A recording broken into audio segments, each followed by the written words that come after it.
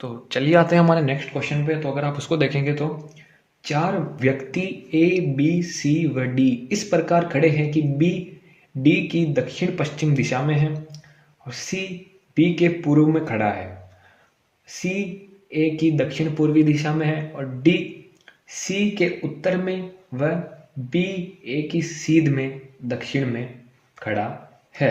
इनके आधार पर बताइए कि डी ए से किस दिशा में खड़ा है। तो ठीक है, चलिए इस क्वेश्चन को डिकोड करते हैं, उसका उत्तर खोजते हैं। और उससे पहले हम एक बार ये बना लेते हैं, नॉर्थ साउथ ईस्ट वेस्ट, है ना। तो A B C first point में क्या दे रखा है कि जो बी है वो डी के दक्षिण पश्चिमी दिशा में है।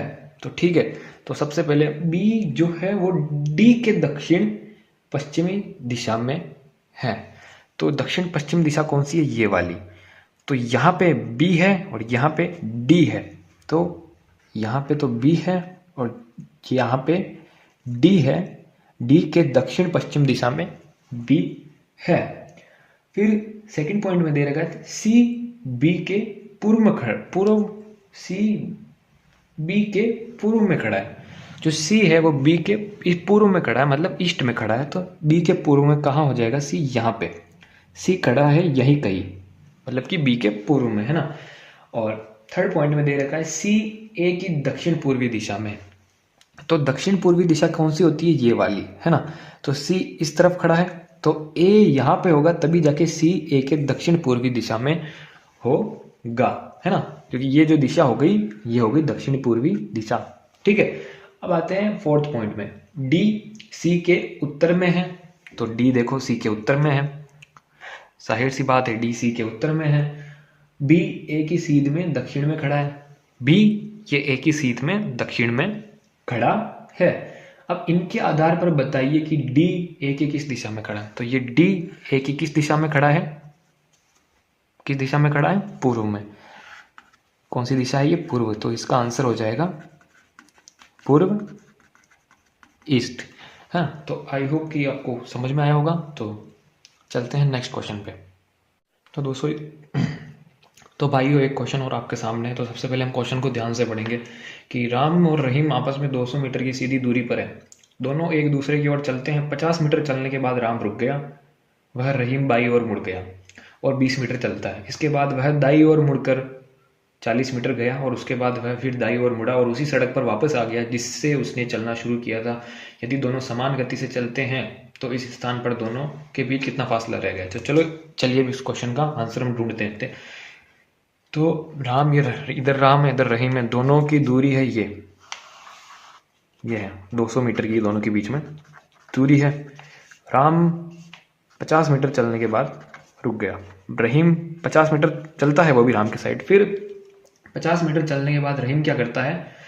रहीम चलते चलते बाई ओर मुड़ जाता है, फिर 20 मीटर चलता है। यहाँ से रहीम चल रहा है और रहीम 20 मीटर बाई ओर मुड़ के चलता है। ठीक है, अब रहीम 20 मीटर बाई ओर मुड़ने के बाद वह दाई ओर मुड़कर 40 मीटर चलता है रहीम। तो रहीम इस तरफ से चल रहा है, उधर से आ रहा है ना, यूं ही उधर से आ रहा है, फिर उधर से जो दाई है वो इस तरफ है।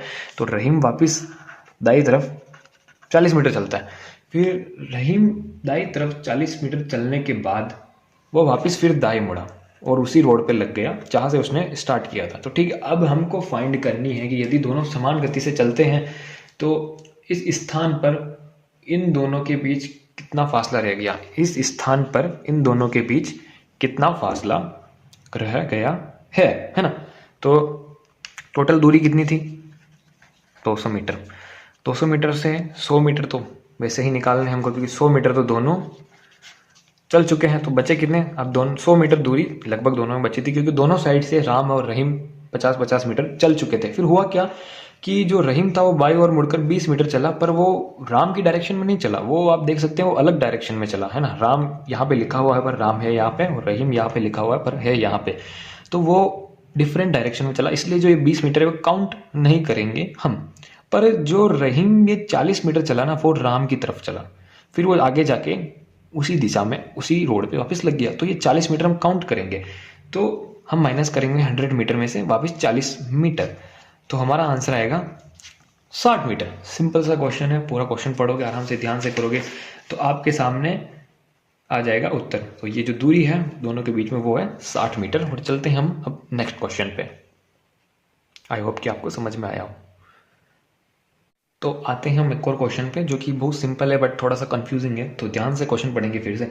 संजीव पश्चिम दिशा की ओर 20 किलोमीटर चलने के पश्चात दक्षिण पूर्व दिशा की ओर 120 डिग्री मुड़कर 20 किलोमीटर जाता है। पुनः वह उत्तर पूर्व दिशा की ओर 120 डिग्री मुड़कर 20 किलोमीटर जाता है। अब वह चलना प्रारंभ करने के स्थान से कितनी दूरी पर है? ठीक है, तो सबसे पहले तो आपको एक बार मैं डायरेक्शन बता देता हूँ छोटे से बना के यहाँ पे। आई होप कि आपको दिख रहा होगा north, east, south, east, west, उत्तर, दक्षिण, पूर्व, पश्चिम, और इनके बीच की दूरियां है जो मैंने बता दी हैं। अब आपको वापस देख लेना अगर थोड़ा सा कन्फ्यूजन हो तो क्वेश्चन पे आता है वापस। संजीव पश्चिम दिशा की ओर 20 किलोमीटर चलने के पश्चात, ये संजीव यहाँ से पश्चिम दिशा की ओर 20 किलोमीटर चलता है।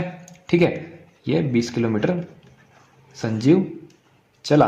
ठीक है, चलने के पश्चात मतलब चलने के बाद दक्षिण पूर्व दिशा की ओर 120 डिग्री मुड़कर 20 किलोमीटर जाता है। तो आपको 120 डिग्री से कंफ्यूज नहीं होना है, क्वेश्चन में साफ दे रखा है कि दक्षिण पूर्व दिशा का। तो दक्षिण पूर्व दिशा कौन सी होती है? जो दक्षिण और पूर्व के बीच में होती है, ये वाली दिशा है ना, दक्षिण और पूर्व के बीच वाली दिशा। तो वो दक्षिण पूर्व दिशा में फिर से 20 किलोमीटर चलता है। ठीक है, और पुनः वह उत्तर पूर्व दिशा की ओर 120 डिग्री मुड़कर 20 किमी चलता है। अब 120 डिग्री से फिर से कंफ्यूज नहीं होना है, क्वेश्चन में साफ साफ दे रखा है कि उत्तर पूर्व दिशा जो कि क्या होती है, नॉर्थ और पूर्व के बीच में ये। तो ये हमारी नॉर्थ तो इधर है, पूर्व इधर है, तो इसके बीच में उत्तर पूर्व की दिशा की ओर ये 20 किलोमीटर फिर से चला, है ना। तो और 120 डिग्री का थोड़ा सा ये महत्व होता है कि 120 डिग्री यहाँ से 120 डिग्री यहाँ से, तो एकदम परफेक्ट ट्राइंगल बनता है ना। और अब वह चलना प्रारंभ करने के स्थान से कितनी दूरी पर है? जहाँ से उसने स्टार्ट किया था वहाँ से वो कितनी दूरी पे है? तो वो है 0 किलोमीटर। ठीक है, और 120 डिग्री वाला आप थोड़ा सा माइंड में ऐसे भी रख सकते हो कि जो 90 डिग्री होता है वो बिल्कुल ऐसे स्ट्रेट होता है। यहाँ से 90 डिग्री कितना होगा? स्ट्रेट। और तो 90 डिग्री से थोड़ा सा टिल्ट करेंगे तो 120 डिग्री आ जाएगा, है ना। और क्वेश्चन में वैसे भी दे रखा था कि दक्षिण पूर्व दिशा में सबसे पहले वो मुड़ता है, यहाँ पे आता है, फिर उत्तर पूर्व की ओर मुड़ता है, यहाँ पे आता है ना। तो थोड़ा सा आप अपना माइंड लगाएंगे और ज़्यादा लॉजिक भी नहीं ढूंढना होता कभी कभी, है ना। तो आई होप कि आपको समझ में आया होगा। चलते हैं नेक्स्ट क्वेश्चन पे। तो आते हैं हम नेक्स्ट क्वेश्चन पे, है ना। इसमें भी सबसे पहले हम क्वेश्चन पढ़ेंगे ध्यान से। हमीद 85 मीटर सीधा चलने के पश्चात बाई और 25 मीटर सीधा चला तथा पुनः बाई ओर मुड़कर 40 मीटर सीधा चला तथा एक बार फिर वह बाई ओर मुड़कर 25 मीटर चला। तो बताइए वह अपने चलने के स्थान से कितनी दूर है? तो सबसे पहले हमीद चल रहा है तो हम यही सोचेंगे कि हम चल रहे हैं, एक माइंड में इमेज बनाएंगे। तो हमीद 85 मीटर सीधा चलता है, ये हमीद हम ही है हमीद, तो 85 मीटर हम सीधे चलते हैं।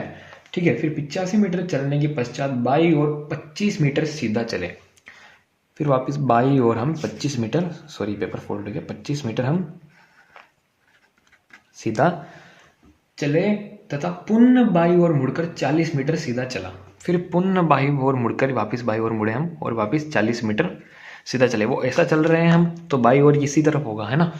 तो 40 मीटर सीधा चल लिया और तथा एक बार फिर वह बाई ओर मुड़कर 25 मीटर चला, फिर एक बार बाई ओर मुड़कर 25 मीटर चला। बताइए वह अपने चलने के स्थान से कितनी दूर है? चलने के स्थान से कितनी दूर है? तो चला कहाँ से था? हमीद यहाँ से, और वहाँ से दूरी कितनी है? ये दूरी है, तो जो दूरी है वो है ये। ठीक है, तो जो 25 मीटर यहाँ मुड़ा था वो तो यहाँ कवर कर लिया उसने, जो 40 मीटर यहाँ गया था वो यहाँ पे कवर कर लिया उसने। तो बचे कितने? तो वो निकालने के लिए हम करेंगे 85 में से 40 माइनस 4, तो 45। तो आंसर आएगा हमारा 45। अब हमीद कितना दूर है यहाँ से? यहाँ 45 मीटर। तो बहुत ही सिंपल क्वेश्चन था। चलते हैं नेक्स्ट क्वेश्चन पे। आई होप कि आपको समझ में आया हो।